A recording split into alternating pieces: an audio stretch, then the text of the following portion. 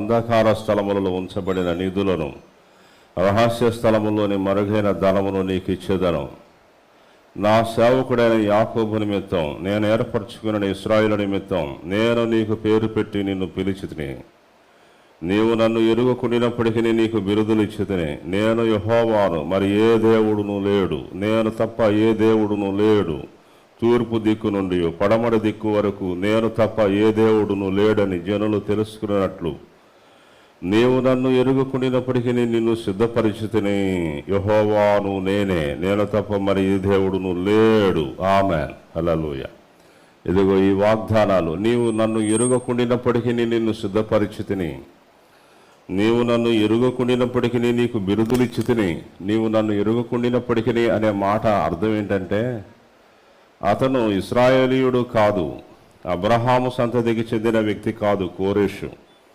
అతడు ఒక అన్యుడు, అన్య దేశానికి చెందిన వ్యక్తి, అన్య జాతికి చెందినటువంటి వ్యక్తి, విగ్రహారాధికుడైనటువంటి ఒక రాజు. అయినప్పటికీ అతడు విగ్రహారాధనలో అన్యుడిగా ఉన్నప్పటికీ, దేవుడైన యెహోవాను ఎరుగని వాడిగా ఉన్నప్పటికీ దేవుడు ఆయన్ని వాడుకున్నాడు, దేవుడు ఆయన్ని ఏర్పరచుకున్నాడు, దేవుడు ఆయన్ని సిద్ధపరిచాడు, దేవుడు ఆయనకి బిరుదులిచ్చాడు. స్తోత్రం. కనుక చూడండి, ఎందుకంటే దేవుడు ఆయన ఏలుబడి చేస్తున్న దేవుడు. ఆమేన్, హల్లెలూయా.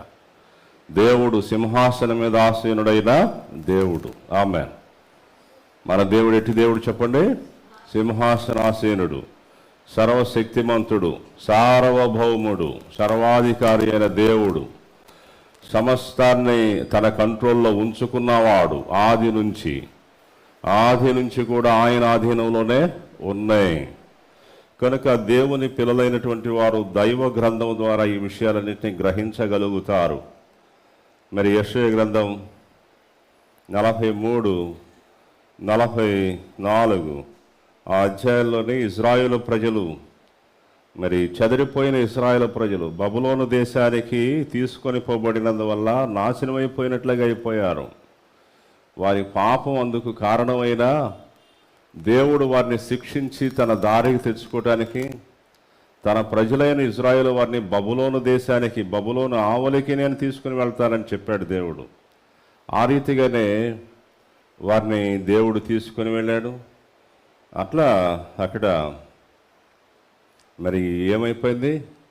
ఇజ్రాయెల్ 12 గోత్రాలు, అషూరు రాజు 10 గోత్రాల ప్రజలను అషూరు అనేవాడు తీసుకెళ్ళిపోతాడు. ఆ తర్వాత బబులోను రాజు 2 గోత్రాల రాజ్యాన్ని తీసుకుని వెళ్ళిపో, యూదా రాజ్యాన్ని. ఆ రకంగా దేశం అంతా ఖాళీ అయిపోయింది. ఏదో అడపాదడప కొంతమంది ప్రజలు ఇంకా అక్కడ మిగిలినటువంటి వారు ఉన్నారు. అట్లా దేశం అవమానకరంగా మారిపోయింది. అవహేళన చేయబడే విధంగా, విడవబడినదిగా, మరి ఇదిగోండి అది కళలేనిదిగా దేశం, దేవుని ప్రజల యొక్క దేశం యెరూషలేము మారిపోయింది. ఇదిగోండి అటువంటి మరి పరాయి దేశంలోనికి పొరుగు ప్రజలుగా వెళ్ళిపోయిన ఇశ్రాయేలు వారు స్వదేశంలో విడవబడి ఏదో కొద్దిగా పరిగలాగా విడవబడినటువంటి ఆ జనం, వారి హృదయాల్లో ఉన్నదంతా ఏంటంటే మనం నాశనం అయిపోయాం, మనం ఈ విధంగా దేవుని శిక్షకు లోనయ్యాం, దేవుడు మనల్ని శిక్షించాడు, మరి ఎన్నడూ మనం ప్రజలుగా మారలేం, ఒక ప్రజగా ఒక దేశంగా మనం మారలేం, మనం మన దేశాన్ని మన స్థితిని కోల్పోయాం. అందుకు కారణం మన పాపాల అపరాధాలు, దేవుని కోపానికి మనం గురయ్యాం అని బాధపడుతున్న స్థితిలో ఇశ్రాయేలు ప్రజలు ఉన్నారు. ఇదిగోండి అప్పుడే దేవుడు ఈ వాగ్దానాలు చేశాడు. స్తోత్రం. యెషయా గ్రంథం 43. అయితే యాకోబు నిన్ను సృజించిన వాడగు యెహోవా, ఇశ్రాయేలు నిన్ను నిర్మించిన వాడు ఇలాగూ సెలవిచ్చుచున్నాడు, నేను నిన్ను విమోచించి ఉన్నాను, భయపడకము, పేరు పెట్టి నిన్ను పిలిచి ఉన్నాను, నీవు నా సొత్తు. నీవు జలములలో బడి దాటునప్పుడు నేను నీకు తోడయుందును, నదులలో బడి వెళ్ళినప్పుడు అవి నీ మీద పొర్లి పారవు, నీవు అగ్ని మధ్యను నడుచున్నప్పుడు కాలిపోవు, జ్వాలలు నిన్ను కాల్చవు. యెహోవానగు నేను నీకు దేవుడను, ఇశ్రాయేలు పరిశుద్ధుడనైన నేనే నిన్ను రక్షించువాడను. నీ నీ ప్రాణ రక్షణ క్రయముగా ఐగుప్తుని ఇచ్చి ఉన్నాను, నీకు బదులుగా కూషును సేబాను ఇచ్చి ఉన్నాను. నీవు నా దృష్టికి ప్రియుడవైనందున ఘనుడవైతివి. నేను నిన్ను ప్రేమించుచున్నాను గనక నీకు ప్రతిగా మనుష్యులను అప్పగించుచున్నాను, నీ ప్రాణమునకు ప్రతిగా జనములను అప్పగించుచున్నాను. ఇవన్నీ కూడా ఏ సందర్భంలో చేసిన వాగ్దానాలంటే, అన్యదేశములకు పొరుగు ప్రజలుగా చెదిరిపోయిన స్థితిలో వారు తమ స్థితిని గురించి విచారిస్తూ దిగులు పడుతున్నప్పుడు, అయ్యో మనం నాశనమైపోయాం, తిరిగి మనల్ని ఎవరు స్థాపిస్తారు అని ఇజ్రాయేలు విచారిస్తున్నప్పుడు దేవుడు చేసిన వాగ్దానాలు. ఆమెన్. హల్లెలూయ, హల్లెలూయ, స్తోత్రం. దేవుడు ఇప్పటికీ ఈ వాగ్దానాల ద్వారా మనల్ని బలపరుస్తూ ఉంటాడు.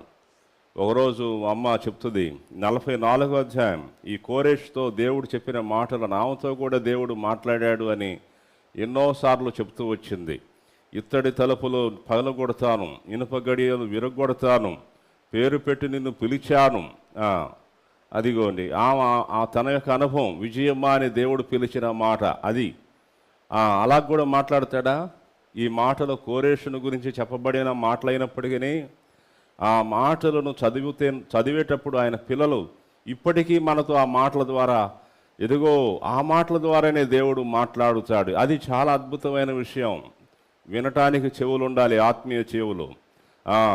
నమ్మటానికి నమ్మిక ఉండాలి, అది దేవుని ద్వారా కలుగుద్ది. నమ్మలేని వాళ్ళు మనం ఏం చేయలేం. స్తోత్రం. అదంతా వెరితనంగా కొంతమందికి ఉంటుంది. అనుకొని నాకు దేవుని స్వరం వినబడుతుంది, మీకు వినబడుతుందా? స్తోత్రం, హల్లెలూయా. సరే, ఇదిగోండి ఈ వాగ్దానాలను 2 పాటలను పాడుకుందామని చెప్పాను కదా. ఇదిగోండి ఈ వాగ్దానాలను కూడా ఒక పాటగా కూర్చడం జరిగింది. యెషయా గ్రంథం 43లో ఉన్న వాగ్దానాలు మనం పాడుకొని దేవుని స్తుతించుదాం. హల్లెలూయా.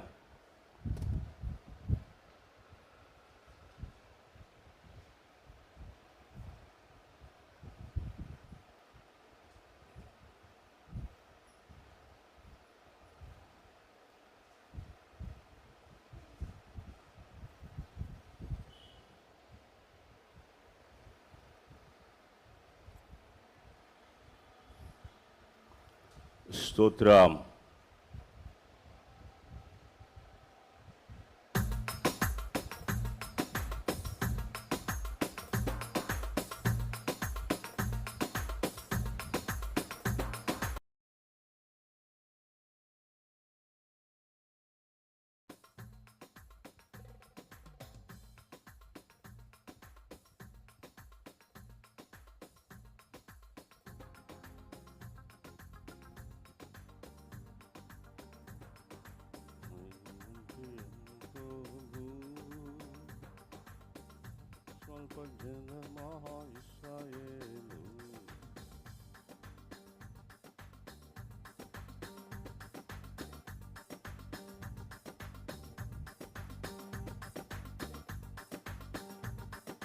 పురుగు వంటి యాకోబు, స్వల్ప జనమా ఇశ్రాయేలు. పురుగు వంటి యాకోబు, స్వల్ప జనమా ఇశ్రాయేలు. సహాయమే చేసేద నీతియనే కుడి చేత నీకు, ఆదుకొని లేవనెత్తెద నిన్ను. సహాయమే చేసేద నీతియనే కుడి చేత నీకు, ఆదుకొని లేవనెత్తెద నిన్ను. పురుగు వంటి యాకోబు, స్వల్ప జనమా ఇశ్రాయేలు. పురుగు వంటి యాకోబు, స్వల్ప జనమా ఇశ్రాయేలు. భయపడకు, దిగులొందకు, భయపడకు, దిగులొందకు. సహాయమే చేసేద నీతియనే కుడి చేత నీకు, ఆదుకొని లేవనెత్తెద నిన్ను. సహాయమే చేసేదని తీయని కుడి చేత నీకు ఆదుకొని లేవనెత్తెదను. నా స్నేహితుడు అబ్రాము సంతానమా, బుదిగంతల నుండి పిలుచుకున్నవాడా, నా సేవకుడాయని నీతో చెప్పియున్నాను, త్రోసివేయక తోడై నడిపియున్నాను. నా స్నేహితుడు అబ్రాము సంతానమా, బుదిగంతల నుండి పిలుచుకున్నవాడా, నా సేవకుడాయని నీతో చెప్పియున్నాను, త్రోసివేయక తోడై నడిపియున్నాను. నా దాసుడవనియు ఏర్పరచుకున్నాను, నా దాసుడవనియు ఏర్పరచుకున్నాను. భయపడకు దిగులొందకు, భయపడకు దిగులొందకు, సహాయమే చేసేదని తీయని కుడి చేత నీకు ఆదుకొని లేవనెత్తెదను. యెషయా గ్రంథం 41వ అధ్యాయం 15వ అధ్యాయం 15వ వచనం 14-15 వచనాలు. యెషయా గ్రంథం 41 14-15. కొత్తదైన నురిపిడి మ్రాను నీవే తోచెదవు ఉన్నత స్థలములనే. కొత్తదైన నురిపిడి మ్రాను నీవే తోచెదవు ఉన్నత స్థలములనే.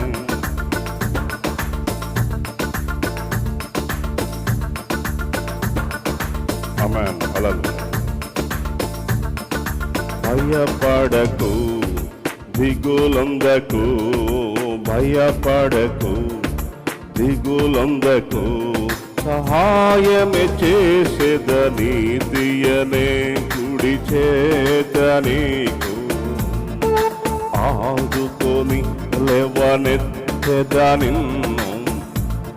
సహాయమే చేసేదని తీయనే కుడి చేత నీకు ఆదుకొని లేవనెత్తెదను. పొరుగు వంటి యాకోబు స్వల్ప జనమా ఇశ్రాయేలు, పొరుగు వంటి యాకోబు స్వల్ప జనమా ఇశ్రాయేలు. భయపడకు దిగులొందకు, భయపడకు దిగులొందకు, సహాయమే చేసేదని తీయని కుడి చేత నీకు ఆదుకొని లేవనెత్తెదను. ఆదుకొని లేవనెత్తెదను. ఆమేన్. హల్లెలూయా. ఈ పాట మీకు ఇంకా ఇవ్వలేదు, అది చాలా రోజుల క్రితం రాసిన పాట. అది నేను మీకు అది కూడా ప్రింటెడ్గా ఇస్తాను. కొన్ని వచనాలు ఏంటంటే గుర్తు రావట్లేదు అన్నమాట లైన్స్, నేను చక్కగా అది కూడా ఎడిట్ చేసేస్తాం. ఈరోజు మీకు ఇచ్చిన పాట చూడండి. ఈ పాట అందరం కూడా లేచి పాడుకోవలసినటువంటి పాట అన్నమాట. ఈ పాట ఆరాధన పాట, దేవుని స్తుతించి ఆరాధించేటటువంటి పాట. ఇవి మరి చాలా చాలా దేవుని లేచి స్తుతించి ఆరాధించుకోవాల్సినటువంటి పాట ఈ పాట.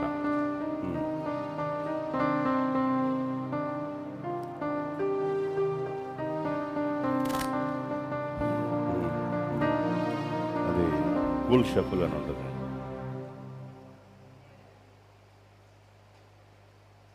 కూల్ షఫుల్ పాప్స్లో ఉంటుంది.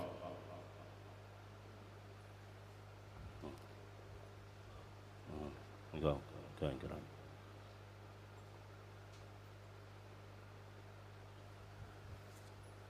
అదే 104 పెట్టు. 104 వేరియేషన్ 3 పెట్టు.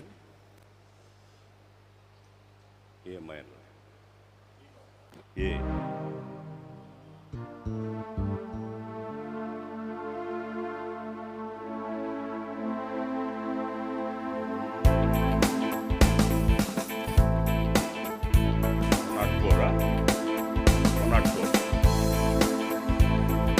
holy, holy, holy, holy, holy,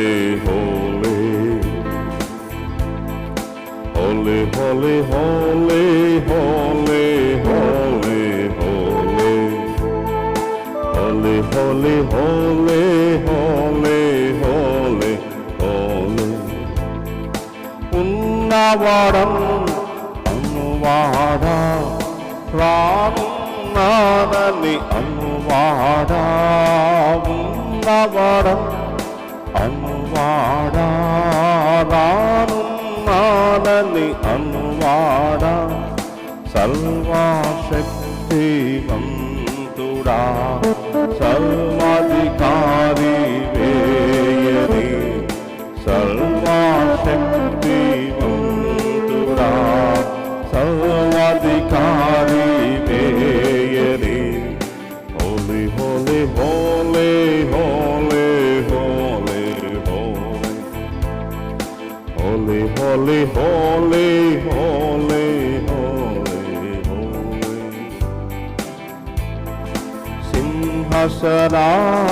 సింహాసనాసీనుడవు యూదా గోత్రపు సింహానివి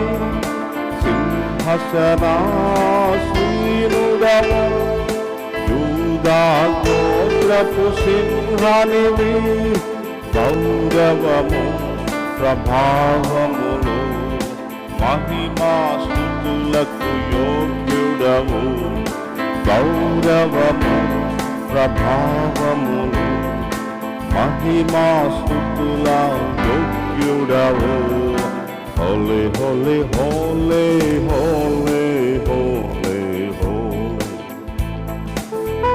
హోలీ హోలీ హోలీ హోలీ సకల సృష్టి నిర్మాణకుడా ఉన్నవి అన్నయు నీ వలనే సకల సృష్టి నిర్మాణకుడా ఉన్నవి అన్నయు నీ వలనే బలము శక్తికి అర్హుడవు అధికారము ఆధిక్యతలు బలము శక్తికి అర్హుడవు అధికారం ఆధిక్యతలు హోలీ హోలీ హోలీ హోలీ హోలీ హోలీ హోలీ హోలీ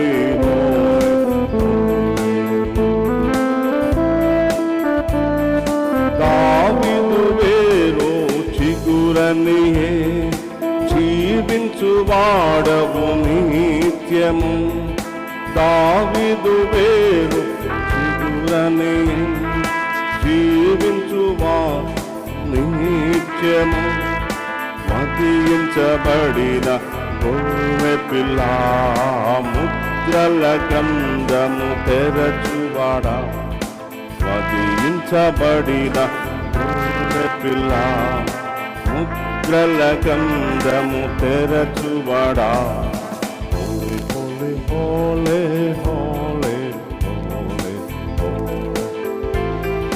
హోలీ హోలీ హోలీ హోలీ జనులను విమోచించినవు రక్తమనే క్రయధనమిచ్చి జనులను విమోచించినవు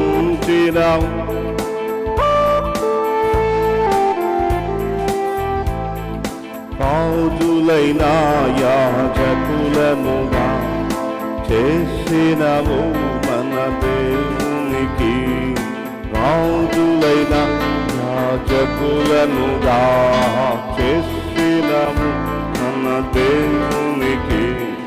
హోలే హోలే హోలే హోలే హోలే హోలే హోలే హోలే.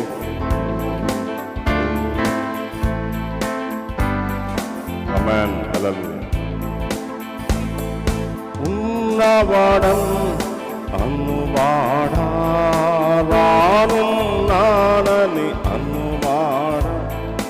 ఉన్నవాడం అనువాడ రానున్నాడని అనువాడ. సర్వశక్తివంతుడా సర్వాధికారి వేయని. సర్వశక్తివంతుడా సర్వాధికారి వేయని. హోలే హోలే హోలే హోలే హోలే హోలే హోలే హోలే. ఆమేన్. కూర్చుందాం అందరం.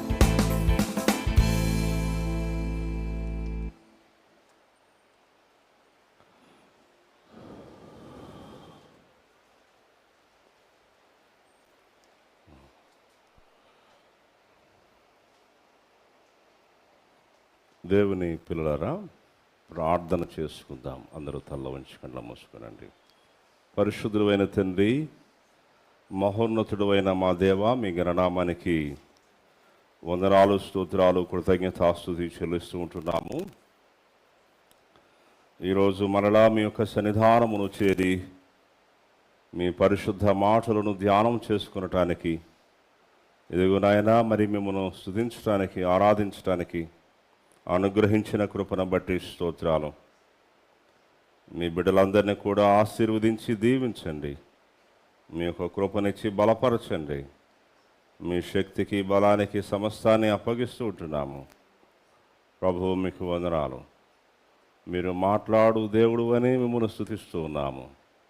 వందనములు నాయన. ఓ తండ్రి, వాగ్దానము చేసి దానిని నెరవేర్చే దేవుడు. మీ వాగ్దానము గొప్పది, మీ మాట గొప్పది. మీరిచ్చిన మాటే గొప్పది. మీ మాట గొప్పది. నీవు గొప్ప దేవుడు. నీవిచ్చిన మాట గొప్పది. నీవిచ్చిన మాట గొప్పది. స్తోత్రం, స్తోత్రం, స్తోత్రం. ఓ ప్రభువా, మీకు మహిమను చెల్లిస్తున్నాం. నీవు మహిమను తెచ్చుకునే దేవుడు.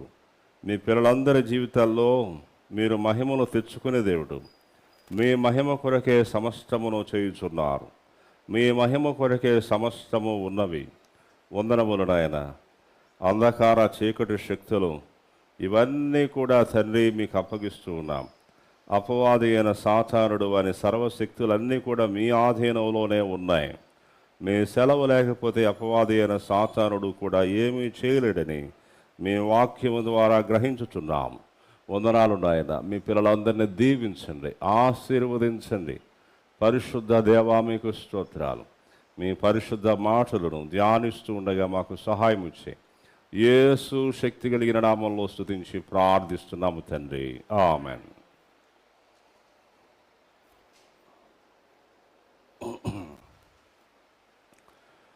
క్రీస్తునందు ప్రియ దేవుని పిల్లలారా, మనము దానియేలు గ్రంథమును ధ్యానం చేస్తూ ఉంటున్నాం. ఈరోజు కూడా దేవుని వాక్యములో నుంచి కొన్ని సంగతులను మనము ధ్యానం చేసుకుందాం. పరిశుద్ధ గ్రంథం బైబిల్లో నుంచి మరి ఇదిగోండి దేవుని వాక్యాన్ని మనం చూద్దాం. దానియేలు గ్రంథము 3వ అధ్యాయము ఈరోజు మనము మరి ప్రారంభం చేసుకుందామని చెప్పుకున్నాం. అయితే ఆ యొక్క అధ్యాయాన్ని మనం ప్రారంభించుకునే ముందు 2వ అధ్యాయములో మరి ఆ యొక్క బబులోను రాజు అయినటువంటి నెబుకద్నేజరు అనేటటువంటి ఆ యొక్క బబులోను సామ్రాజ్యం, మరి ఎన్ని సామ్రాజ్యాలు చెప్పండి? బబులోను సామ్రాజ్యం మాడియులు పారసీకుల సామ్రాజ్యం, గ్రీకుల సామ్రాజ్యం, రోమియోల సామ్రాజ్యం, అలాగే ఒకరికి ఒకరికి పొసగని ఆ యొక్క మనస్తత్వాలు అవి కూడా రోమన్ సామ్రాజ్యంలోనే ఉన్నాయి. ఆ తర్వాత 5వది చేతి సహాయము లేక తీయబడిన రాయి. అది వేరే, అది దేవుడు స్థాపించే ఆయన రాజ్యమును గుర్చిన విషయం. అయితే ఎదుగుండి మరి ఆ విషయాలన్నీ కూడా మనము జ్ఞాపకం చేసుకుంటూ వచ్చాం. అయితే ఈ యొక్క సామ్రాజ్యాలు అనేటటువంటి మాట, సామ్రాజ్యాలు చూడండి, సామ్రాజ్యాలన్నీ కూడా ఒక పట్టణముగా ఉండేవి. మొట్టమొదట ఒక పట్టణము అనేది ఒక దేశంగా మారటం, దేశంగా మారిన తర్వాత మరో దేశాన్ని కలుపుకొని మరొక దేశాన్ని కలుపుకొని కొన్ని దేశాల సముదాయాన్ని సామ్రాజ్యం, ఈ విధముగా అవి మారుతూ వచ్చినాయి. సామ్రాజ్యం అనేది మొట్టమొదటిగా ఒక సిటీ, అది ఒక పల్లెటూరుగా, ఒక సివిలైజేషన్, కొంత పరిణతి, మనుషులకు నాలెడ్జ్ వచ్చే కొద్దీ, శుభ్రత, రోడ్లు, మరి కట్టడాలు, ఇవన్నీ అలా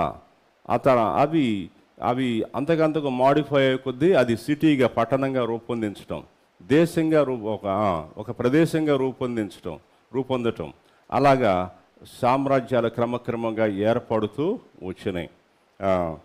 సరే, అంటే ఏంటంటే ఇవి మనము కొంత చూడాల్సిన అవసరం ఉంది. ఈ బబులోను సామ్రాజ్యం అనేటప్పటికల్లా ఇదిగోండి, చరిత్ర పుస్తకాల్లో కూడా, పాఠ్య పుస్తకాల్లో కూడా ఈ బాబులోనియన్ కల్చర్ గురించి, ఆ యొక్క సామ్రాజ్యాలకు సంబంధించిన కొన్ని వివరాలను గురించి ఈ లౌకికమైన చరిత్రలో అవన్నీ కూడా లిఖితమై ఉన్నాయి, పురాతన దినాల్లో నుంచి కూడా.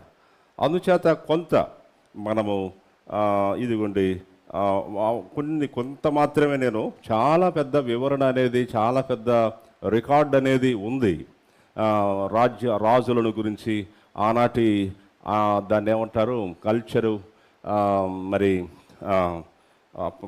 అప్పటి పరిస్థితులు,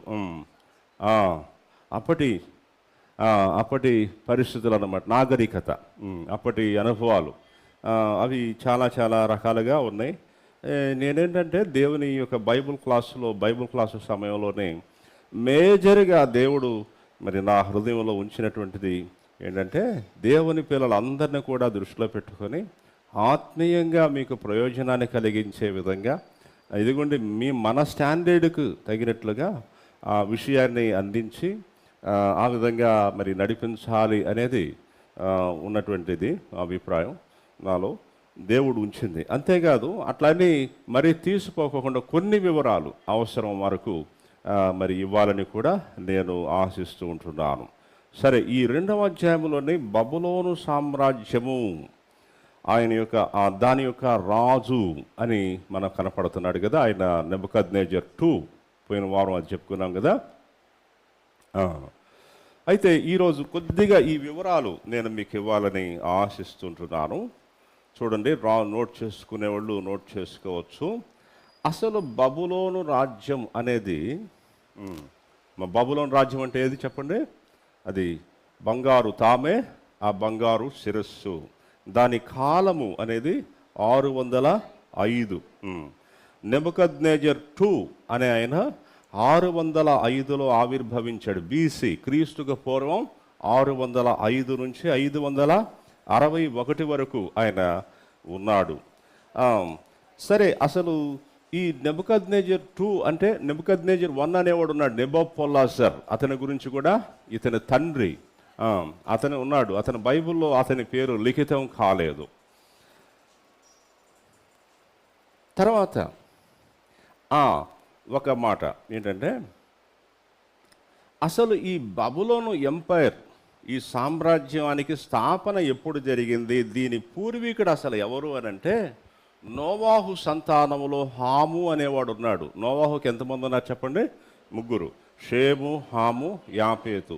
జలప్రళయానికి ముందున్నటువంటి జనాంగములన్నీ కూడా జలప్రళయం వలన నశించిపోయినాయి. పాపం వలన, బలత్కారం వలన నిండిపోయినందువల్ల భూమి ఒక నోవాహు కుటుంబాన్ని దేవుడు మినహాయించి మిగిలిన వాళ్ళందరినీ కూడా ఏం చేశాడు చెప్పండి, మొత్తాన్ని రూయనైపోయారు వాళ్ళంతా. ఇక ఉన్నది నోవాహు కుటుంబం ఒకటే భూమి మీద. భూమి ఏ దిక్కులో చూసినా నోవా కుటుంబం తప్ప ఎవరూ లేరు. నోవా కుటుంబంలో 3 కుమారులు, షేము, హాము, యాపేతు. జలప్రళయం తర్వాత భూమి మీదకి వచ్చిన తర్వాత ఆ 3 నుండి సంతానాన్ని దేవుడు ఉత్పత్తిగా తీసుకొచ్చాడు బయటికి. ఆ 3 దేవుడు ఆశీర్వదించాడు. సరే, నోవాహు 2వ కుమారుడు హాము మరి తండ్రికి విరోధంగా కొన్ని పనులు చేశాడు. తండ్రి శపించినా కూడా హాము వృద్ధి చెందాడు. దేవునికి స్తోత్రం, హల్లెలూయా. అది దేవుని ఏర్పాటు. దేవుని ఏర్పాటు ఉంది. దుష్టుల విషయంలో కూడా దేవుని ఏర్పాటు ఉంటుంది, మంచి వాళ్ళ విషయంలోనే కాదు. స్తోత్రం. కనుక దేవుని సార్వభౌమ ప్రణాళిక అనే దాంట్లో మనం ఇవన్నీ ఉంటాయి. మంచివాళ్ళు చెడ్డవాళ్ళు కూడా ఉంటారు. సో అలాగా షేము సంతానం అది ఒక దిక్కుగా విస్తరించింది. యాపేతు సంతానం అది మరొక దిక్కుగా విస్తరించింది. హాము సంతానం విస్తరించింది. ఆ యొక్క వంశావళులు ఎలా విస్తరించినాయో ఇదిగోండి 6వ అధ్యాయం ఆదికాండము 7, 8 అధ్యాయాలు, ఆ 9 అధ్యాయాలు బాబులోను ఎవరు బాబేలు గోపురం, నిమ్రోద్, ఇవన్నీ కూడా మనం చూస్తాం. అబ్రహాం వరకు ఉన్నటువంటి చరిత్ర 12వ అధ్యాయం వరకు. కనుక ఈ నోవాహు కుమారులలో హాము అనేవాడు 2వ అనే ఒక సంతానములో నుంచి వచ్చారు కొంతమంది వీరులైనటువంటి వారు. ఆ రోజుల్లో ఆకాశాన్ని అంటే పెద్ద గోపురాన్ని కట్టిన నిమ్రోద్ అనేటటువంటి వాడు కూషు అనేటటువంటి ఒక కుమారునిలో నుంచి, ఈ కూషు అనేవాడు వారికి పుట్టాడు, హాముకు పుట్టాడు. ఈ కూషు తర్వాత కానాను అనేవాడు ఒకడు పుడతాడు. అది మనం ఆ యొక్క చాలా చోట్ల ఉంటుంది. కానాను అనే ఒక కుమారుడు హాముకు పుడతాడు. హాము వంశంలో నుంచి వస్తాడు కానాను.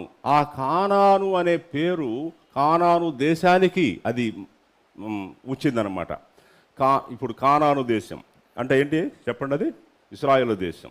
దాన్ని యెరూషలేము అంటారు. పాలు తేనెలు ప్రవహించు దేశం కానాను దేశం. ఆ కానాను అనే పేరు ఆ కానాను అనేటటువంటి వాడిని బట్టి వచ్చింది. అతను ఆ ప్రదేశంలో నివసించాడు. కానాను అనేటటువంటి అతనిలో నుంచి అమోరియులు అనేవాళ్ళు వచ్చారు. ఎవరు చెప్పండి? అమోరైట్స్ అంటారు. అమోరియులు వాళ్ళు చాలా శక్తివంతంగా ఉండేవాళ్ళు. టోటల్గా అసలు వాళ్ళు మొదటి నుంచి పవర్ఫుల్లే. ఎవరు చెప్పండి? హాము అనేవాడు మొదటి నుంచి కూడా వాడు ఎగబడే తత్వం, దబాయించే తత్వం, ఇదిగోండి మరి దౌర్జన్యంగా మాట్లాడేటువంటి తత్వం మొదటి నుంచి వాళ్ళలో ఉంది. దేవుడు ఉండనిచ్చాడు, ఆయనకి పర్పస్ ఉంది దాని విషయంలో. దేవునికి స్తోత్రం, హల్లెలూయా. అట్లా ఈ కానాను అనేటటువంటి ఆ వ్యక్తిలో నుంచి ఇదిగోండి ఈ అమోరీయులు వచ్చారు. ఆ అమోరీయులలో చూడండి ఒక వ్యక్తి, ఆ అమోరీయులు అనేటప్పటికల్లా అమోరీయులలో రాజవంశం అనేది ఒకటి ఉండేది. అంటే రాజవంశం అంటే ఎవడు రాజు అవుతాడు, ఇక అక్కడి నుంచి రాజవంశం. ఎవడో ఒకడు పవర్ఫుల్గా అగ్రెసివ్గా ముందుకు వస్తాడు, 4-5 యుద్ధాలు పోరాటాలు చేస్తాడు, అక్కడి నుంచి వాడికి ఒక హీరో వచ్చేస్తుంది, అక్కడి నుంచి వాడు నాయకుడు అవుతాడు, అక్కడి నుంచి వాడి కుటుంబం రాజవంశంగా స్టార్ట్ అవుతుంది. అలా ఈ అమోరైట్స్, ఈ అమోరియులు అనే వాళ్ళు కానాను అనే వానిలో నుంచి వచ్చారు. ఈ కానాను ఎవరు కుమారుడు చెప్పండి? హాము కుమారుడు. హాము నోవాహు కుమారుడు. ఈ అమోరియులలో చూడండి హమ్మూరాబి అనే ఒక వ్యక్తి పుడతాడు. ఇతనికంటే ముందు సుము అబూమి, సుము అబూమ్, SUMUABUM, సుము అబూమ్ అనే ఒక వ్యక్తి పుడతాడు ఈ అమోరియులలో. అది క్రీస్తుకు పూర్వం 1830. ఎప్పుడు చెప్పండి? క్రీస్తు పూర్వం 1830లో సుము అబూమ్ అనే ఒక వ్యక్తి ఈ అమోరియులలో నుంచి వాడు ఒక నాయకుడిగా తయారవుతాడు. అతని కాలంలో ఒక సిటీ, ఒక పట్టణమును వాడు నిర్మిస్తాడు అంతవరకు. ఆ తర్వాత సుము అబూమ్ గతించిన తర్వాత అతనిలో నుంచే హమ్మూరాబి అనే ఒక వ్యక్తి వస్తాడు. అతను 1792 BC. హమ్మూరాబి అందరూ చెప్పండి. ఈ హమ్మూరాబి అనేవాడు చాలా ఫేమస్ అనమాట. ఇతను ఒక సిటీగా ఉన్నటువంటి ఆ యొక్క ఆ పట్టణాన్ని, కానాను ప్రదేశంలో ఉన్నటువంటి ఆ పట్టణాన్ని ఒక ఒక దేశంగా, కొన్ని దేశాల సముదాయంగా అయ్యేటట్లుగా వాడు దానికి పునాదులు వేశాడు. హమ్మురాబి. ఈ విషయం నేను 95 నుంచి 96 వరకు బైబిల్ కాలేజ్ చదువుకునేటప్పుడు హిస్టరీ ఆఫ్ ఇజ్రాయెల్ ఆయన సబ్జెక్ట్ చెప్తూ ఉండేవాడు, వేదనాయకం అని.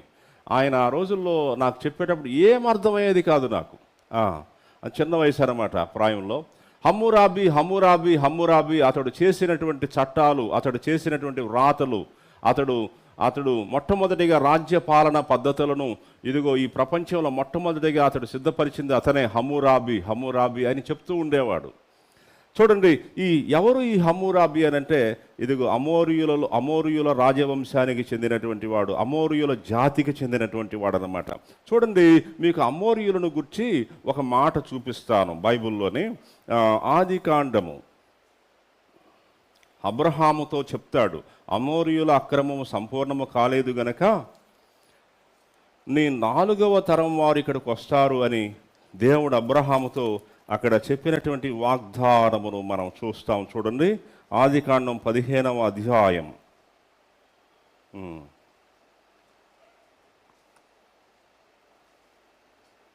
హల్లెలూయా. 16వ వచనం. అమోరియుల అక్రమము ఇంకనూ సంపూర్ణము కాలేదు గనుక నీ 4వ తరం వారు ఇక్కడికి మరలా. ఎవరు ఈ అమోరియులు? అమోరియులు అంటే వీరే. ఈ అమోరియులు అనేటటువంటి వారు కానాను అనేటటువంటి వానిలో నుంచి ఉంది వీళ్ళ రూటు. ఈ అమోరియులు అనేటటువంటి వారిలో నుంచే ఇదిగోండి ఇతను హమ్మురాబి అనే ఒక వ్యక్తి BC 1792లో ఈ మహాబబులోను సామ్రాజ్యానికి మొట్టమొదట ఇదిగోండి సామ్రాజ్య సంబంధమైన స్థాయిలో పునాదులు వేసినటువంటి వాడు అని ఉంది. ఇతడు గతించిపోయిన తర్వాత వేరే వేరే రాజవంశాలు వచ్చి ఇదిగో ఈ బబులోను దేశాన్ని పాలించినాయి. ఆ వేరే వేరే రాజవంశాలు కొన్ని ఉన్నాయి, వాళ్ళు ఎవరో రికార్డ్స్ ఉంది, మనకు అవసరం లేదు. చూడండి వాళ్ళు కూడా గతించారు. ఆ తర్వాత ఏమైంది, ఈ అమోరైట్స్లో నుంచే ఆ పాత రాజవంశంలో నుంచి ఇదిగోండి హమ్మురాబి అనేటువంటి అతని రాజవంశంలో నుంచి మళ్ళీ చాలా వందల సంవత్సరాల తర్వాత 601 BC నెబోపొలాజర్ అనే అతను తిరిగి మళ్ళీ ఆ యొక్క తన పూర్వీకుని స్వాస్థ్యాన్ని, పూర్వీకుని ఆ రాజరికాన్ని చేజిక్కించుకుంటాడు నెబోపొలాజర్. ఆ తర్వాత అతని కుమారుడు నెబుకద్నేజర్. నెబుకద్నేజర్ తర్వాత కూడా మరో రాజు ఉన్నాడు, నెబూనిడాస్ అనే ఒక రాజు ఉన్నాడు. నెబుకద్నేజర్ 2 చనిపోయిన తర్వాత బెల్షాజర్ మనకు బైబిల్లో కనపడతాడు. కానీ బెల్షాజర్ కాదు, బెల్షాజర్ కంటే ముందు మరొకడు ఉన్నాడు నెబూనిడాస్. అతని గురించి కూడా బైబిల్లో మనకు చెప్పబడలేదు. చూడండి, ఈ నెబూనిడాస్ అనే ఒక వ్యక్తి కూడా నెబుకద్నేజర్ 2 ఈ బంగారపు శిరస్సుతో పోల్చబడిన ఆ రాజు గతించిన తర్వాత తన కుమారుడు నెబూనిడాస్ అనే అతను రాజ్యపాలనకు వస్తాడు. అతడు కొన్ని కారణాల చేత రాజ్యం నుంచి తొలగింపబడతాడు. ఈ నెబుకద్నేజర్ 2 అతని బంధువులలో నుంచి వాళ్ళ కుమారుడు బెల్షాజర్, స్వయాన నెబుకద్నేజర్కి కుమారుడు కాదు బెల్షాజర్ అనేవాడు. ఆ విధంగా వివరాలు ఉన్నాయి. సో బబులోను రాజ్యానికి సంబంధించినటువంటి వివరం అదనమాట. చూడండి, దాని యొక్క ఆరిజిన్, దాని యొక్క ఆవిర్భావం, దాని యొక్క పుట్టు పూర్వతాలు నేను మీకు చెబుతూ వచ్చాను పిల్లలారా. రెండవ రాజ్యం ఏంటి చెప్పండి? పర్షియన్. ఈ పర్షియా రాజ్యం ఈ యొక్క బబులోను రాజ్యం బెల్షాజర్తో డిసాల్వ్ అయిపోద్ది. బెల్షాజర్ రాజుతోనే ఇక అది అంతరించిపోతుంది. పర్షియన్స్ వచ్చేసి చేజిక్కించుకుంటారు. పర్షియన్ రాజులు, మెడో పర్షియన్ రాజులు, మాదీయులు, పారసీకులు అనే వాళ్ళు వస్తారు. వాళ్ళు బైబిల్లో మనకు మొట్టమొదటి రాజు ఎవరు కనపడతారంటే కోరేషు. ఎవరు చెప్పండి? ఇదిగోండి, అంటే ఇదిగోండి ఈ రెండవ సామ్రాజ్యం. బబులోన్ ఎంపరర్స్ మొత్తం ఇక్కడితో బెల్షాజర్ అనే వానితో గతించిపోయింది. బెల్షాజర్ అనే అతనితో గతించిపోయింది. వెండి సామ్రాజ్యం ఏంటి చెప్పండి? మెడో పర్షియన్స్, పారసీకులు, మాదీయులు. అయితే ఈ మాదీయులు పారసీకులు ఇద్దరు పరిపాలన చేశారు. వీరిలో చాలా శక్తివంతులు పారసీకులే. పారసీకులలో మొట్టమొదటి రాజు కోరేషు. బబులోను సామ్రాజ్యం తర్వాత ఈ సామ్రాజ్యాన్ని చేజిక్కించుకుంది పారసీకులు.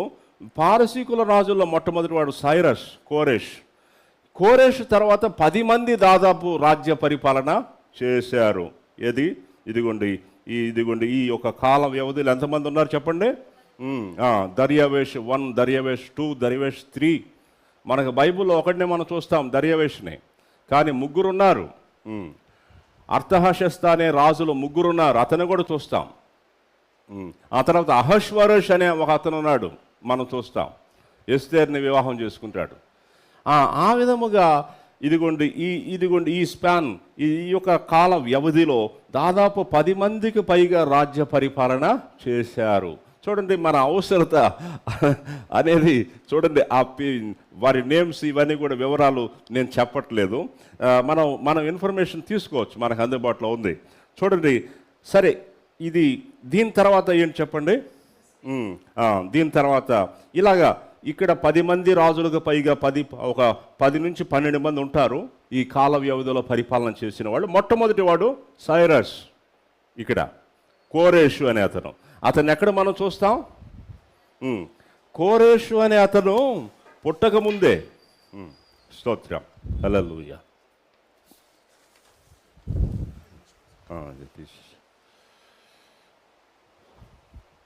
స్తోత్రం, హల్లెలూయా. బైబిల్లోని కోరేషును గురించి ఒక మాట మనం చూస్తాం. చూడండి, అసలు కోరేషును గురించి దైవజనులు ఏం చెప్తారంటే, ఆర్సి స్ప్రోల్ అనే ఒక గొప్ప దైవజనుడు, ఆయన సందేశాలు గతంలో మనం వింటూ వచ్చాం. ఆయన ఏమన్నాడంటే, కోరేషు పుట్టకముందే, కోరేషు ఇంకా తల్లి గర్భంలో పడకముందే అతని పేరుతో దేవుడు అతన్ని గురించి చెప్పాడు. అది చాలా ఆశ్చర్యం. బైబిల్లో ఇందాక మనం చూసాం కదా, మరి 44 యెషయా గ్రంథం 44:27 వచనాలు, 27, 44, 27, 28. కోరేషుతో నా మంద కాపరి, నా చిత్తమంతయు నెరవేర్చువాడా అని చెప్పువాడను నేనే. ఎజ్రా గ్రంథం, కీర్తనల గ్రంథానికి ముందుగా ఉంటాయి ఆ గ్రంథాలు. ఎజ్రా గ్రంథంలో దినవృత్తాంతాలు 2వ గ్రంథానికి ముందు ఉంటాయి. ఎజ్రా గ్రంథం 1వ వచనములో,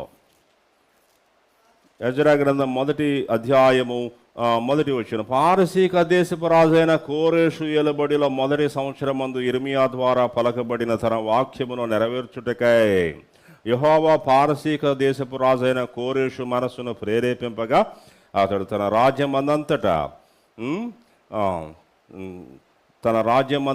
చాటింపు చేయించి వ్రాతమూలముగా ఇట్లు ప్రకటన చేయించెను.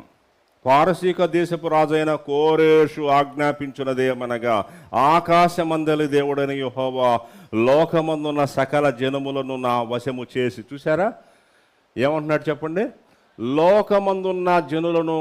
లోకమందున్న సకల జనులను నా వశము చేశాడు. ఈ మాట బబులోను రాజైన నెబుకద్నెజరు విషయంలో కూడా చెప్పబడింది. పక్షులను, జంతువులను, మనుషులను, భూమి ఏ దిక్కు నుంచి ఏ దిక్కుకుందో అదిగో ఆ భూమి అంతట్లో నివసించే సకల జనులను రాజుకు మీకు అప్పగించాడు దేవుడు. ఆ తర్వాత అదే మాట, అదే పదప్రయోగం ఇతను కూడా చేస్తున్నాడు. లోకమందున్న సకల జనులను నా వశము చేసి. పిల్లలారా, ఎవరు ఈ కోరేషు అనంటే, ఇతడు ఒక అన్యుడు. ఇతడు విగ్రహారాధీకులైనటువంటి ఆ యొక్క అన్యులలో పుట్టినటువంటి వాడు. దేవుని ప్రణాళిక చాలా ఆశ్చర్యంగా ఉంటుంది. ఆ కోరేషును దేవుడు తీసుకొచ్చాడు, కోరేషును దేవుడు పుట్టించాడు. అతని హృదయంలో దేవుడు తన ప్రేరణను కలిగించాడు. ఇజ్రాయేలు ప్రజలను బబులోను రాజుల్లో ఆ యొక్క 2వ రాజు నెబుకద్నెజర్ 2 ఇజ్రాయేలు ప్రజలను ఇజ్రాయేల్ దేశానికి వెళ్ళి వారిని చెరగా బబులోనికి దేశానికి తీసుకొస్తే అక్కడున్నటువంటి ఆ ప్రజలను కోరేషు మరలా ఆ ప్రజలను సురక్షితంగా ఆకాశమందలి దేవుడైన యెహోవా ఆయన జనులలో ఇదిగో మీలో ఉన్నటువంటి ఎవరైనది ముందుకు రండి, మీలో కొంతమంది నాయకులు ముందుకు రండి, మీ ప్రజలు ఎవరైనది చూడండి, పిలవండి, వారందరినీ మీ దేశానికి నడిపించుకుంటూ వెళ్ళండి, తీసుకువెళ్ళండి, తీసుకువెళ్ళి ఆయనకి మందిరాన్ని కట్టండి. ఆయన నాతో మాట్లాడాడు, మీకు ఎవడు ఏ హాని చేయడు, నేను నా ఆజ్ఞ ఇచ్చుచున్నాను, మీకు ఏ సహాయం కావాలన్నా ఇక్కడి నుంచి తీసుకుని వెళ్ళండి, ఇదిగో ఆయన చెప్పిన ప్రకారము నేను చెయ్యాలి అని చెప్తూ దేవుని ప్రజలు ఇజ్రాయేలు వారిని ఇదిగో ఇజ్రాయేల్ దేశానికి క్షేమంగా నడిపించబడేటట్లుగా చేసింది. డిక్రీస్ ఆజ్ఞలు ఇచ్చింది. మొట్టమొదటిగా రాజైన కోరేషు, ఆ తర్వాత దర్యావేషు, ఆ తర్వాత అర్థహశస్త, అహశ్వరుషు, వీళ్ళందరినీ కూడా దేవుడు చెరగా తీసుకురాబడిన ఇజ్రాయేలు ప్రజలకు మేలులు చేసేవారినిగా వాడుకున్నాడు. ఈ రాజులందరినీ కూడా. పిల్లలారా, ఈరోజు నేను ప్రాముఖ్యంగా అసలు ఇదిగోండి ఈ అన్య రాజులు అనేటటువంటి వాళ్ళు వీళ్ళ పాత్ర మన పరిశుద్ధ దేవుని గురించి ఏం చెప్పారు అనేది మీకు చూపించాలనుకున్నాను. మొట్టమొదట నెబుకద్నెజర్ ఏం చెప్పాడు ఈ దేవుడైన యెహోవాను గురించి చూడండి. మనం ఇక్కడ కోరేషుని గురించి చూసేసాం ఆల్రెడీ. ఆయన ఏమంటున్నాడు చెప్పండి. యెజరా గ్రంథంలో ఆయన చెప్పాడు కదా, దేవుడైన యెహోవా జనులు ఎవరైంది ముందుకు రండి, మీకు దేవుడు తోడుగా ఉంటాడు, మీ జనులను ఇక్కడి నుంచి తీసుకొని వెళ్ళండి అని చెప్పాడు. చూడండి నెబుకద్నెజరు దేవుని గురించి ఏం చెప్పాడు. 2వ అధ్యాయం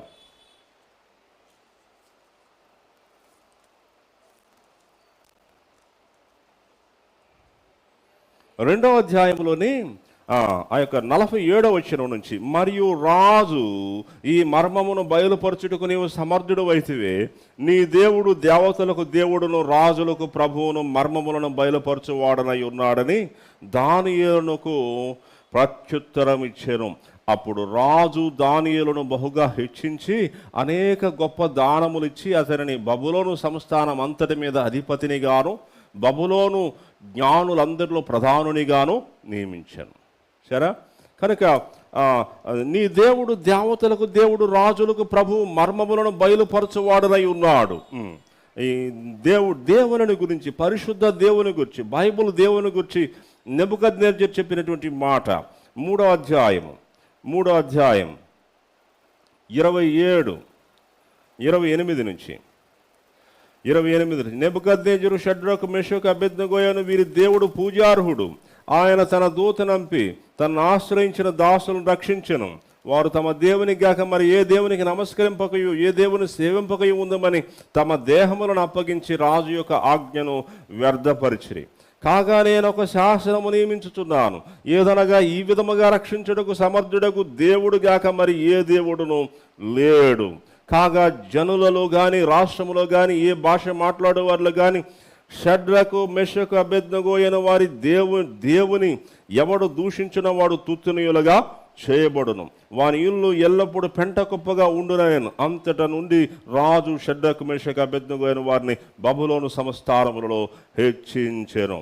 తర్వాత చూడండి 4వ అధ్యాయంలో కూడా ఆ మాట నెబుకద్నెజరు ఈ దేవుని గురించి ఇచ్చిన కొన్ని తన యొక్క వర్ణన, తన మాటలు 34వ అధ్యాయం 34. ఆ కాలము గడిచిన పిమ్మట నెబుకద్నెజరును నేను మరలా మానవ బుద్ధి గలవాడనై నా కండ్లు ఆకాశము తట్టు ఎత్తి చిరంజీవియు సర్వోన్నతుడగు దేవునికి స్తోత్రము చేసి గణపరిచి స్తుతించుతుని. ఆయన ఆధిపత్యం చిరకాలం వరకు, ఆయన రాజ్యము తరతరములకు ఉన్నవి. భూనివాసులందరూ ఆయన దృష్టికి ఎన్నికకు రానివారు. ఆయన పరలోక సేనల ఎడలను భూనివాసుల ఎడలను తన చిత్తము చొప్పున జరిగించువాడు. ఆయన చెయ్యి పట్టుకుని నీవేమి చేయుచున్నావని ఆయనతో చెప్పుటకు ఎవడు సమర్థుడో కాడు. ఆ సమయమందు నా బుద్ధి మరల నాకు వచ్చెను, రాజ్య సంబంధముకు ప్రభావము నా ఘనత నా తేజస్సు నాకు కలిగెను. నా మంత్రులు నా క్రియాధిపతులను నా యొద్ద ఆలోచన చేయవచ్చిరి. నా రాజ్యము నాకు స్థిరపడగా నేను మరి ఎక్కువ ఘనత నొందితిని. ఇలాగూ నెబుకద్నెజరు నేను పరలోకపు రాజు యొక్క కార్యములన్నీ సత్యములను ఆయన మార్గములో న్యాయములై యునవని గర్వముతో నటించు వారిని ఆయన అనపశక్తుడని ఆయనను స్తుతించుచు కొనియాడుచు గణపరుచుచున్నాను. ఆమేన్. స్తోత్రం. పిల్లలారా, ఇవి ఈ రాజు నెబుకద్నెజరు దేవుని గురించి చెప్పినటువంటి మాటలు. తర్వాత చూడండి, మరో రాజు కోరేషును గురించి చూశాం. మరో రాజు మనకి నెహెమ్యా గ్రంథంలో కనపడతాడు. దయచేసి అక్కడికి రండి. మళ్ళీ ఎజ్రా తర్వాత నెహెమ్యా ఉంటుంది. ఎజ్రా గ్రంథం తర్వాతే ఉంటుంది నెహెమ్యా గ్రంథంలో. అర్తహషస్త అనే రాజు చాలా ఎక్కువగా ఇతని పేరు మనం చూస్తాం. ఎజ్రా నెహెమ్యా గ్రంథాలు, ఈ రెండు గ్రంథాల్లో కూడా అర్తహషస్త రాజు. 2వ అధ్యాయం నెహెమ్యా గ్రంథము 2వ అధ్యాయం. అటు తర్వాత అర్తహషస్త రాజు ఏలుబడి కాలమున 20వ సంవత్సరములో నీసాను మాసమందు రాజు ద్రాక్షారసము త్రాగవలని చూచుండగా నేను ద్రాక్షారసము తీసుకొని రాజునకు అందించి తిని అంతకు పూర్వం నేనెన్నడూ అతని ఎదుట విచారముగా ఉండలేదు. కాగా రాజు, నీకు వ్యాధి లేదు కదా, నీ ముఖము విచారముగా ఉన్నదేమి, నీ హృదయ దుఃఖము చేతనే అది కలిగినదని నాతో అనగా, నేను మిగుల భయపడి రాజు చిరంజీవిగాకని నా పితరుల సమాధులను పట్టణము పాడైపోయేదాని గుమ్మముల అగ్ని చేత కాల్చబడి ఉండగా నాకు దుఃఖము లేకపోవునా అని రాజుతో అంటిని.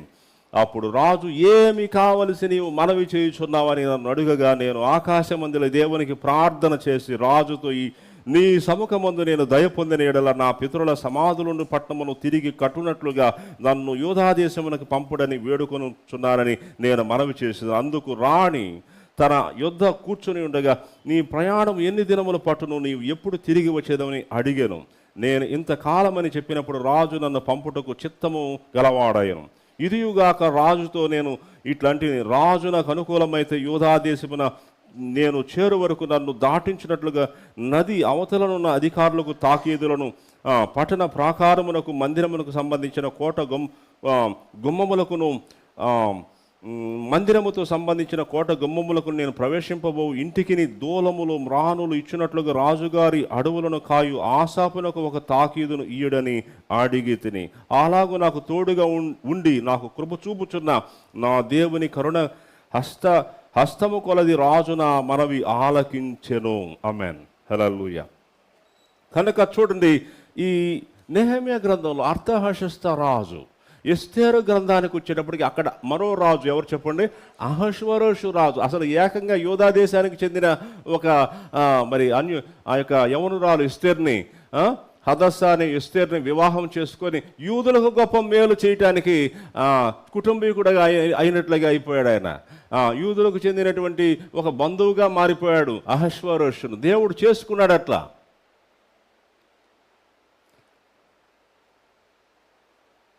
అసలు అహష్వరోష్ అయితే యూదులకు హాని ఎవడెవడు చేద్దాం అనుకున్న మొత్తాన్ని చంపండి. హామాను 10 మందిని ఏం చేశాడు చెప్పండి? ఆ ఉరికంబం మీద అతన్ని తీసుకెళ్ళి తీసేసేయండి. పిల్లలారా, పరిశుద్ధ దేవుడు యెహోవాను గుర్చి, ఆయన జనులను గుర్చి, ఆ అన్యులైన రాజులు చెప్పిన మాటలు, చూపిన స్పందన మనం చూస్తాం.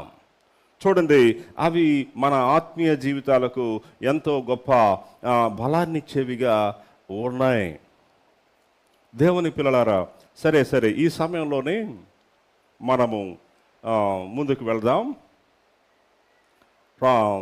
ఇది మనం దానియేలు గ్రంథము ముందుకు వెళ్ళిపోదాం.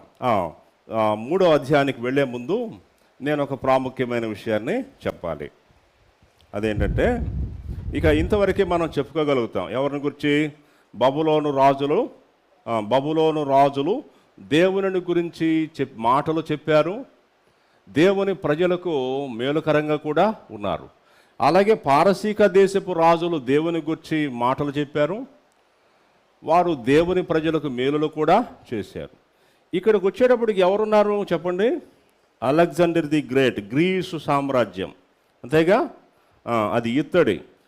గ్రీకు సామ్రాజ్యంలో రాజులు ఉన్నారు. ఈ గ్రీకు సామ్రాజ్యము 333 అని ఉన్నప్పటికీ ఇంకా ముందుగా కూడా కొంత చరిత్ర ఉంది. సరిగ్గా చెప్పాలంటే క్రీస్తుకు పూర్వం 400 సంవత్సరం అన్నారు. అంటే 333కి ఎన్ని సంవత్సరాలు కలపాలి? 67 సంవత్సరాలు ఇంకా కలపాలి. క్రీస్తుకు పూర్వం 400 సంవత్సరాల రమారామి, అంటే గ్రీకు సామ్రాజ్యం అలెగ్జాండర్ నుంచి ప్రారంభమైంది. అలెగ్జాండర్ తండ్రి ఫిలిప్ అనే ఒక అతను ఉంటాడు. అతనికి ముందు నుంచి కూడా గ్రీకు సామ్రాజ్యం యొక్క చరిత్ర, అది ఒక 70 సంవత్సరాల చరిత్ర. దాన్ని యాడ్ చేస్తే 400 సంవత్సరాలు అవుతాయి. క్రీస్తుకు పూర్వం ఎప్పుడు ఇది? BC, before Christ.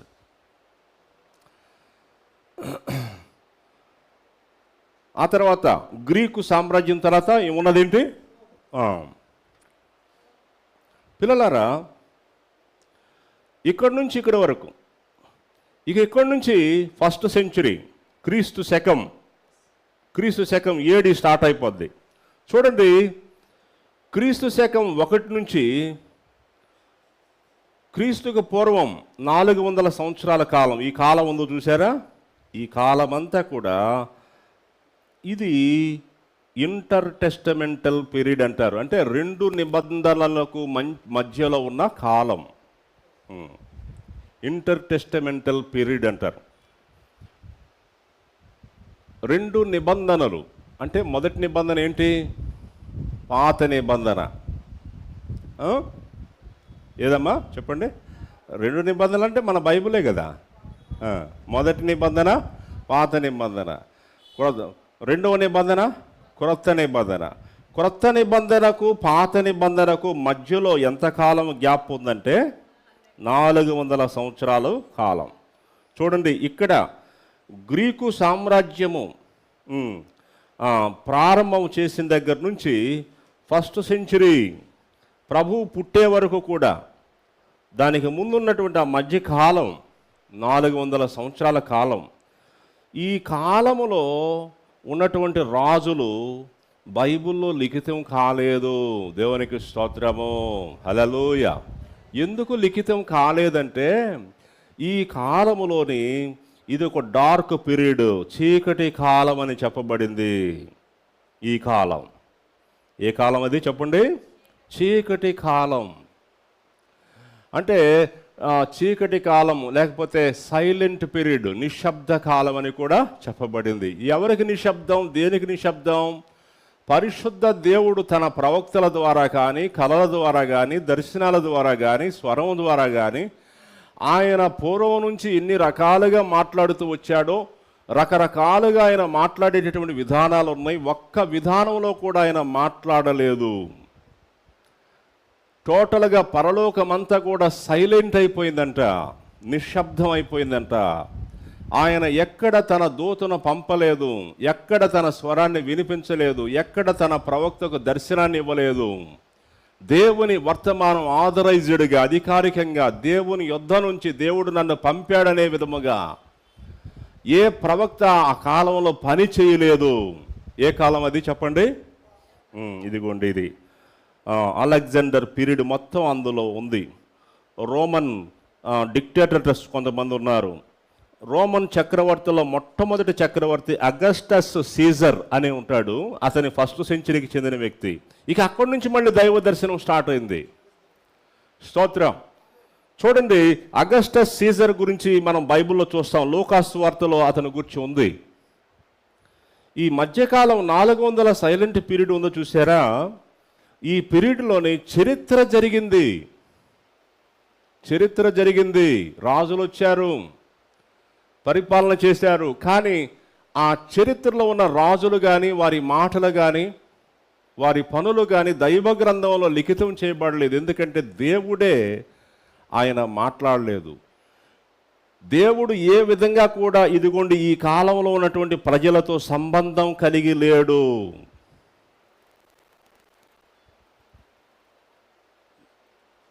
దేవుడు మాట్లాడకుండా మౌనముగా ఉన్నాడు అని అంటే మనం సింపుల్గా ఏం చెప్పాలంటే అది ఒక భయంకరమైన కాలం. చాలా చాలా దారుణమైన పరిస్థితులు ఆ రోజుల్లో జరిగి ఉంటాయి. దేవుడు పని చేయలేదు, దేవుని దర్శనం లేదు, దేవుని మాట లేదు అని అంటే అది ఎంత భయంకరం. అసలు దేవుడు మాట్లాడటం మానేశాడంటే, ఎంత ప్రయత్నం చేసినా సరే దేవుని దర్శనం కలగట్లేదు అని అంటే అది 400 సంవత్సరాల కాలం. మనం ఒక వ్యక్తిని చూస్తాం బైబిల్లో, దేవుడు తన దర్శనాన్ని ఇవ్వలా. ఎవరికి చెప్పండి? సౌలు రాజుకి. సౌలు రాజుతో మాట్లాడే దేవుడు మాట్లాడటం మానేశాడు. సమూయేలును ఎన్నోసార్లు అడిగాడు. సమూయేలు చెప్పింది ఒకటే, నీ విషయంలో దేవుడు నాకు ఏమీ చెప్పట్లేదు. నేను ఇదిగో నాకు ఆ ఫిలిష్తీయుల మీదకి యుద్ధానికి వెళ్ళాలనుకున్నాను, దేవుడు నాకు జయమిస్తాడా, దయచేసి కనిపెట్టి చెప్పాయా దేవుని దగ్గర. నేను ప్రార్థన చేస్తున్నాను ఎప్పటి నుంచో నీ గురించి, కానీ దేవుడు నీ విషయంలో ఏమి మాట్లాడట్లేదు. ఎందుకు మాట్లాడట్లేదు? దేవునికి బాధ కలిగింది. ఈ కాలంలో కూడా దేవుడు ఎందుకు మౌనం అయిపోయాడంటే దేవునికి చాలా బాధ కలిగింది. ఆనాటి భూనివాసుల యొక్క పరిస్థితులు, అనుభవాలు, ఆ రోజుల్లోనే, ఈ కాలంలోనే మనకు తెలిసిన ఇండియన్ చరిత్ర, కళింగ యుద్ధం. అతను ఎవరు చెప్పండి? అశోకుడు. ఇదిగోండి, ఈ కాలంలోనే బౌద్ధ మతం, బౌద్ధులు ప్రారంభం అయిపోయారు ఈ కాలంలోనే. అదంతా డార్క్ పీరియడ్లో ఉంది మొత్తం. చూడండి, అతను ఉంటాడు కదా, మౌర్య రాజ్యం, అతను చంద్రగుప్త మౌర్యుడు అని, అతని యొక్క హిస్టరీ అంతా కూడా. అతనికి అశోకుడికి దారుణమైనటువంటి యుద్ధం జరుగుద్ది. 2 లక్షలకు పైగా మరి దేశ దిమ్మరులుగా చంపబడటం, ప్రజలు, విపరీతమైనటువంటి రక్తపాతం, ప్రపంచంలోని అత్యంత దారుణమైన రక్తపాతం జరిగినటువంటి పరిస్థితులు. అశోకుడు అనే ఒక రాజు, మన ఇండియన్ మన హిస్టరీ, అది ఇప్పుడున్న భారతదేశం కాదు, అది ఇండియన్ వ్యాలీ అటు ఇండస్ అటు, అవును, అదంతా కూడా మనందరికీ తెలుసు, చిన్నప్పుడు చదువుకున్నాం. అశోకుడు మారిపోతాడు ఆ రక్తపాతాన్ని చూచి. మరి అతను చెల్లించిపోతాడు. ఏంటి రక్తపాతం అని అతను మరి మార్పు చెందుతాడు. అతను శాంతియుతమైనటువంటి ఒక వ్యక్తిగా మారిపోతాడు. నేను ఎందుకు చెప్తున్నానంటే, అత్యంత క్రూరమైన, పాశవికమైన పరిస్థితులు జరిగినాయి. అలెగ్జాండర్ ది గ్రేట్, అసలు ఇదిగోండి, ఇతని గురించి మనం చూస్తే అసలు అతని జీవితం భయంకరమైన జీవితం. అతని తండ్రి దగ్గర నుంచి కూడా, ఫిలిప్ అనే తన తండ్రి దగ్గర నుంచి కూడా భయంకరమైన మనస్తత్వాలు, పాశవికమైన మనస్తత్వాలు. ఓ దేవుని పిల్లలారా, వారి చర్యలు మరి చాలా భయంకరమైనటువంటి కార్యాలు వారు చేసింది. ఆదికాండం 6వ అధ్యాయంలో దేవుడు ఏమంటాడంటే, నా ఆత్మ నరులతో ఎల్లప్పుడూ వాదించు. నేను సైలెంట్ అయిపోతున్నాను, నేను వాళ్ళతో మాట్లాడను అని అప్పుడు ఏం చేశాడు? ఆ తరాన్ని నాశనం చేసేసాడు. దేవుడు కొన్నిసార్లు నిశ్శబ్దం అయ్యాడు. నిశ్శబ్దం అవటానికి కారణం బాధ కలగబట్టే కదా. దేవునికి స్తోత్రం. నేను కొన్నిసార్లు ఇంట్లో మాట్లాడను. ఎందుకు మాట్లాడను చెప్పండి? నన్ను ఎంత కదిపినా చారిటీ నేను మాట్లాడకపోతే ఏముంటుంది చెప్పండి? మాట్లాడించడానికి ట్రై చేస్తుంది. అది ఇది చెప్పి అది ఇది అని ఏ రకంగానైనా సరే నన్ను కదిపి మాట్లాడటానికి ట్రై చేస్తుంది. ఓ డామ్ డూమ్ అని మాట్లాడేస్తాం. అసలు ఇంతలా మాట్లాడేసేస్తాం. భార్య అని మాట్లాడటానికి పాపం ఎప్పుడు కారణం? భర్తలు అనేవారు భార్యని చెడబడ తిడుతున్నారంటే అట్లా పాపం ఉందని అర్థం. దేవునికి స్తోత్రం, అనుభవంతో చెప్తున్నాను. ఆమేన్, హల్లెలూయా. నేను ఎప్పుడు ఒప్పుకుంటాను. ఆమేన్. దేవుడు చెప్తున్నాడు ఒప్పుకోమని. ఏమంటున్నాడు చెప్పండి? అతిక్రమములు దాచిపెట్టేవాడు వర్ధిల్లడు కానీ వాటిని ఒప్పుకొని విడిచిపెట్టేవాడు వర్ధిల్లుతాడు. మందిరంలోనికి వెళ్ళిపోయి, అయ్యా నన్ను క్షమించిన ఆయన, అయ్యా ప్రభువా కనికరించిన ఆయన, మళ్ళీ చారిటీతో అయిపోయింది, ఏదో అయిపోయింది ఏమనకమ్మా. ఎందుకు తిట్టానంటే పాపము ఉంది మనసులో.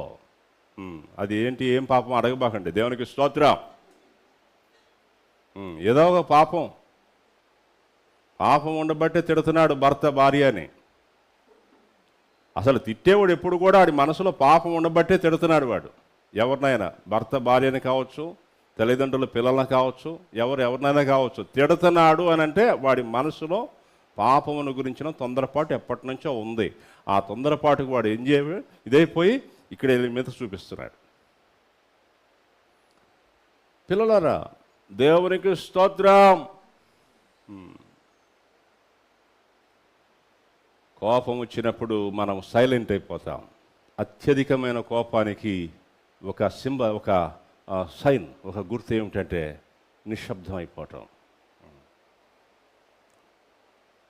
కనుక ఆ యొక్క అలెగ్జాండర్ ది గ్రేట్కు సంబంధించిన రాజులు, వారిని గురించి వారి పేర్లు వాళ్ళ యొక్క అనుభవాల గురించి వ్రాయలేదు.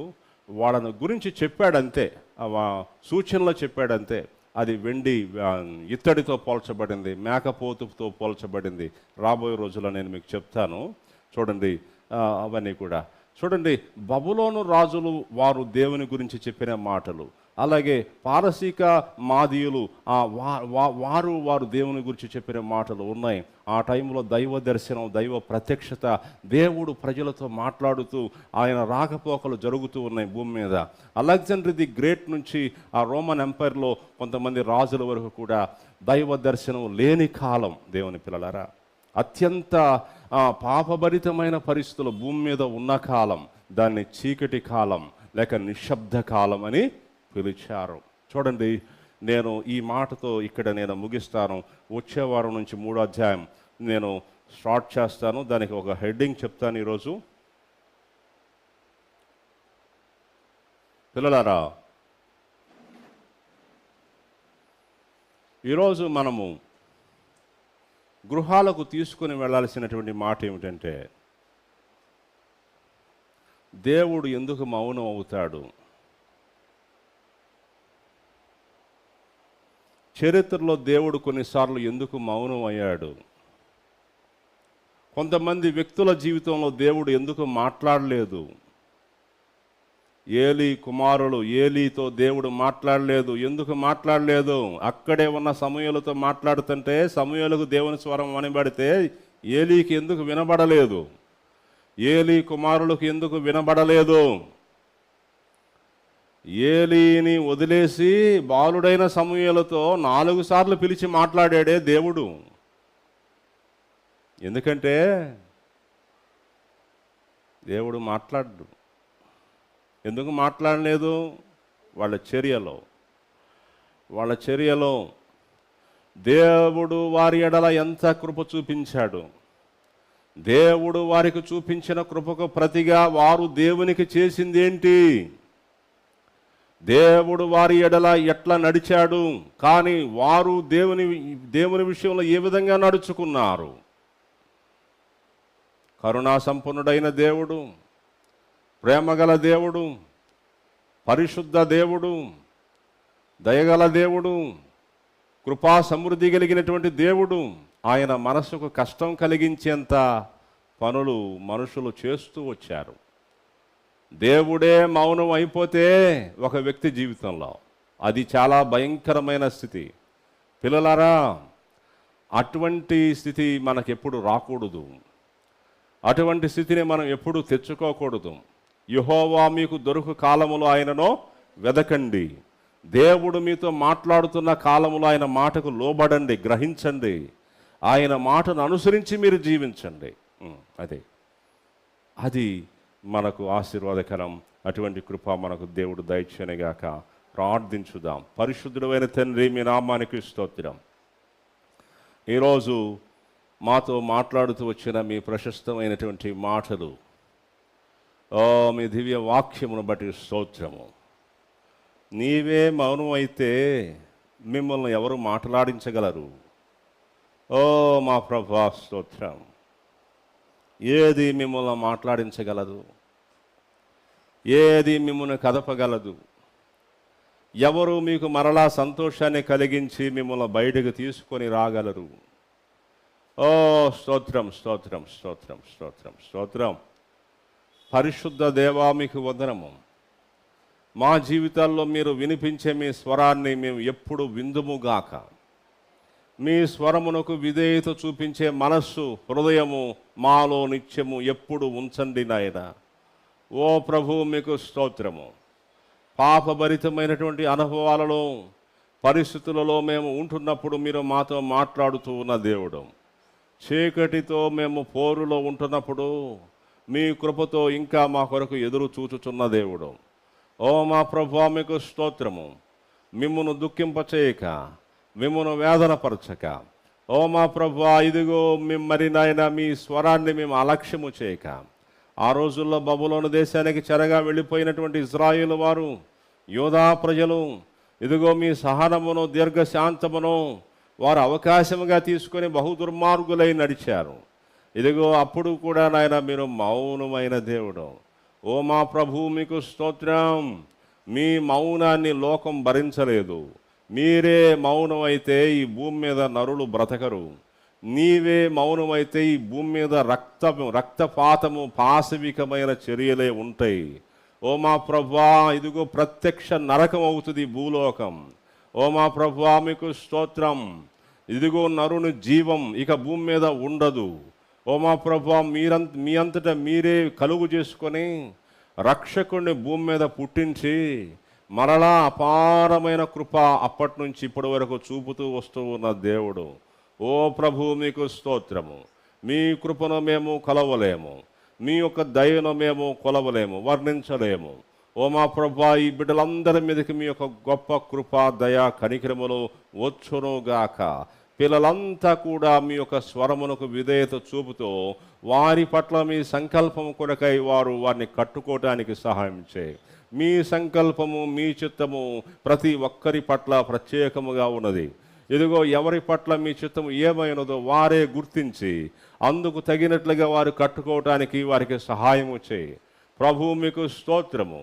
ఆటంకాలను, అభ్యంతరాలను దూరం చేయండి. మిమ్మల్ని స్తుతిస్తూ, ఆరాధిస్తూ యేసు క్రీస్తు వారి పరిశుద్ధ నామంలో స్తుతించి ప్రార్థిస్తున్నాము తండ్రి. Amen. May the Lord God bless you. ప్రభు మిమ్మల్ని అందరిని దీవించి ఆశీర్వదించును గాక. వచ్చే వారం మరి చూడండి, మీరు 3వ అధ్యాయాన్ని చదువుకుని రండి. విశ్వాసమునకు పరీక్ష ఏంటి చెప్పండి? విశ్వాసమునకు పరీక్ష. విశ్వాసమునకు కర్త అయిన దేవుని యొక్క అసమానమైన విశ్వాసం, అది టైటిల్. విశ్వాసమునకు పరీక్ష, విశ్వాసమునకు కర్త అయిన దేవుని అసమానమైన విశ్వాసం.